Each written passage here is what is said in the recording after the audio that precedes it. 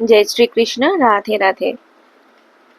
দেখো, কালকে ছিল শয়ন একাদশী আর আজকে দ্বাদশী। তো আমাদের বাড়িতে আমার মা একাদশী করে, মানে সমস্ত একাদশী করে। তো আজকে সকাল সকাল গোপুসোনাকে তুলতে পারিনি, একটু লেট হয়ে গেছিল। কারণ সকালে একটু কাজ করছিলাম, আবার টিউশনি পড়ানোও ছিল, তো একটু লেট হয়ে গেছে গোপুসোনাদের ঘুম থেকে তুলতে। তো ওদেরকে তোলার পরে আমি সঙ্গে সঙ্গে স্নান করাইনি ওদেরকে। হাত মুখ ধুয়ে একটু সকালের খাবার খেতে দিয়েছিলাম, ভোগ লাগিয়েছিলাম। দেন তারপরে একটু বেলার দিকে ওদেরকে ঠাকুর ঘরে নিয়ে এসে স্নান করাচ্ছিলাম।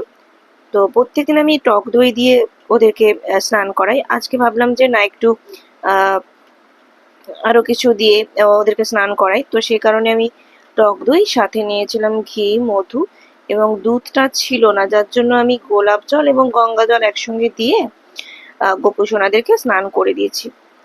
তো রোজ দিনই মোটামুটি ওদেরকে দুজনকে আলাদা আলাদা ড্রেস পরাই। তো আজকে মনে হলো যে একটা একই রঙের ড্রেস ওদেরকে পরাবো। তো আমি স্নান করানোর পরে গোপু সোনাদের মুছিয়ে দিলাম ভালো করে। দেন ওদেরকে ক্রিম লাগিয়ে দিলাম সারা মুখে, অঙ্গে। তারপরে দেখো, একটা হোয়াইট অ্যান্ড অরেঞ্জের মধ্যে ড্রেস আমি পরিয়ে দিয়েছি এবং ম্যাচিং সবকিছুই পরিয়ে দিয়েছি। তো দেখো আমার গোপুসোনাকে কত সুন্দর লাগছে, এবং ওদেরকে আয়না দর্শনও করালাম। এবং দেখো, ছোট্ট গোপুসোনাকে আমি সেম কালারেই কিন্তু ড্রেস পরালাম। তো আমার ছোট্ট গোপুসোনা দুটোকে কেমন লাগছে তোমরা কিন্তু অবশ্যই জানিও। এরপরে আমি নিয়ে চলে এসেছি আমার ঘরে, এবং ঘরে চলে আসার পরে আজকে একটু ফল প্রসাদ দিলাম। আহ প্রদীপ, ধূপ জ্বালিয়ে আমার আরতি করতে খুব ভালো লাগে।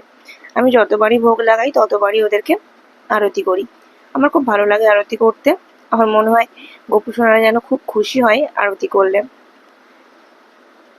তো তোমাদের এই গোপুসোনার ভিডিও যে আমি বারবার প্রত্যেকদিন দিই, তোমাদের কেমন লাগে তোমরা কিন্তু আমাকে কমেন্ট করে জানিও।